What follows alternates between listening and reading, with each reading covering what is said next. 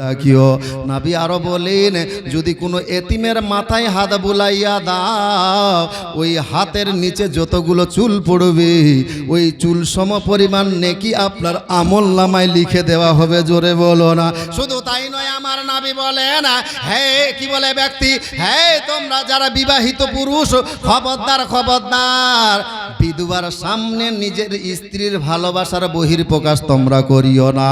বিধবার সামনে খবরদার খবরদার নিজের স্ত্রীকে তোমরা সোহাগ করিও না। যদি বিধবার সামনে নিজের স্ত্রীকে সোহাগ করু, ওই বিধবার মনের মধ্যে বড্ড কষ্ট হবে। আজকে যদি আমার স্বামীটা বেঁচে থাকতো, তাহলে আমার স্বামী হয়তো এইভাবে আমারে আদর করতো। আমার নবী বলেন, হ্যাঁ পয়সাওয়ালা, আল্লাহ যাদেরকে সম্পদ দান করেছে, খবরদার খবরদার, তোমরা গরিবের সামনে টাকার বাহাদুরি দেখাইও না, গরিবের সামনে টাকার ফুটানি দেখাইও না। বলো কেন? এর জন্য আজকে গরিবের সামনে তোমরা টাকার বাহাদুরি দেখাইও না। সুবহানাল্লাহ, নারায়ে তাকবীর, নারায়ে রিসালাত। ইয়া রাসূলুল্লাহ। রাইখা দিঘি থেকে মিনারুল মেম্বার দিয়েছে 1000 টাকা। ইয়া আল্লাহ পাক পরওয়ারদিগারে আলাম, দয়া করে মেহেরবানি করে এই দান তোমার দরবারে কবুল করে নাও। আর একজন ছোট্ট বাচ্চা দিয়েছে 100 টাকা। ইয়া আল্লাহ, ইনারও দান তোমার দরবারে কবুল করে নাও। যে উদ্দেশ্যে দান করেছে তার উদ্দেশ্য সফল করিও। সকলে বলুন আল্লাহুম্মা আমিন।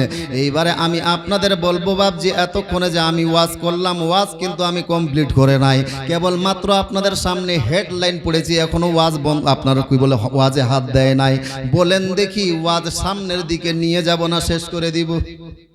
বুঝতে পারছেন আমার কথা বাবজি? বুঝা যাচ্ছে তো? অবশ্যই বলবো, বলার জন্যই যেহেতু এসেছি। তবে আমাকে একটা গুরু দায়িত্ব দেওয়া হয়েছে, এই গুরু দায়িত্বটা পালন করার জন্য এই মেহফিলের মধ্যে ওয়াজ বন্ধ করে নয়, ইনশাআল্লাহ ওয়াজও চালু থাকবে। তার সাথে সাথে একটু আপনার দৃষ্টি আকর্ষণ করছি, আল্লাহ যাদেরকে সম্পদ দিয়েছে, যারা আল্লাহ পয়সাওয়ালা বানিয়েছে, আল্লাহ যাদেরকে পয়সাওয়ালা বানিয়েছে, এইরকম আপনাদের একজন মর্দে মুজাহিদ এই রামনগরের আপনার কি বলে আলীনগরের সরজমিনে দেখতে চাই।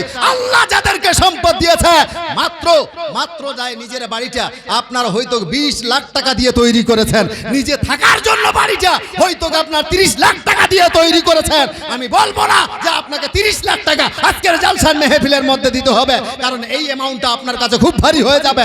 তবে যেটা আপনার পক্ষে সম্ভব দিতে পারবেন, মাত্র আজকের মেহফিলের মধ্যে একটা মর্দে মুজাহিদ আল্লাহ যাদেরকে সম্পদ দিয়েছে 20,000 টাকা কুরবানি